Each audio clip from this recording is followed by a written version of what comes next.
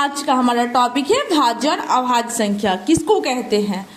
भाज्य संख्या और अभाज्य संख्या। जैसे परीक्षा में प्रश्न पूछे जाते हैं 1 से 50 तक में कितनी अभाज्य संख्या है, तो पहले हमें पता ही नहीं होगा कि अभाज्य संख्या होती क्या है, तो हम इसका उत्तर कैसे दे पाएंगे।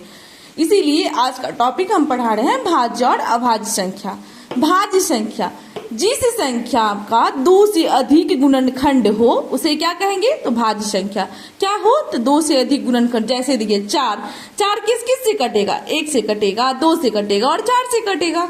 तो 2 से अधिक गुणनखंड 1 2 3, तो 4 क्या है? भाज्य संख्या। 6 ले लीजिए, 1 से कटेगा, 2 से कटेगा, 3 से कटेगा, 6 से कटेगा, मतलब क्या 2 से अधिक गुणनखंड आ रहा है, तो क्या हो जाएगा? भाज्य संख्या। आज का हमारा उत्तर ये रहा कि भाज्य संख्या की पहचान ऐसे करेंगे कि जिसका 2 से अधिक गुणनखंड हो। और अगला टॉपिक है अभाज्य संख्या। अभाज्य संख्या से बहुत अधिक प्रश्न पूछे जाते हैं। जिस संख्या का सिर्फ 2 ही गुणनखंड हो, क्या हो? सिर्फ 2 ही गुणनखंड हो या एक और खुद से ही कटे, उसे क्या कहेंगे? अभाज्य संख्या। अभाज्य संख्या किसे कहेंगे? जिस संख्या के सिर्फ 2 गुणनखंड या एक या खुद से कटे उसे कहेंगे अभाज्य संख्या। जैसे पहली अभाज्य संख्या क्या है? 2 है। 2 1 से कटेगा और 2 से कटेगा, तो सिर्फ 2 ही गुणनखंड है।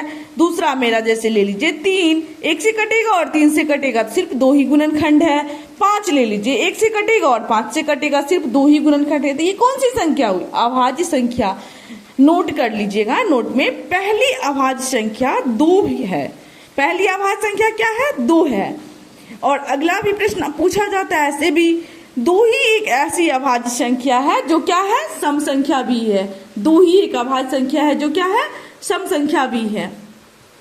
प्रश्न पूछा गया था बीपीएससी टीचर एग्जाम में 1 से 50 तक में कितनी अभाज्य संख्या है, तो पहले हम लिख लेंगे। वैसे कैसे कहेंगे कितनी हो सकती है?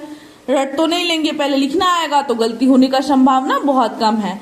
जैसे अभाज्य संख्या लिखेंगे 2 आएगा, 3 5 7 11 13 17 19 23 29 31 37 41 43 46।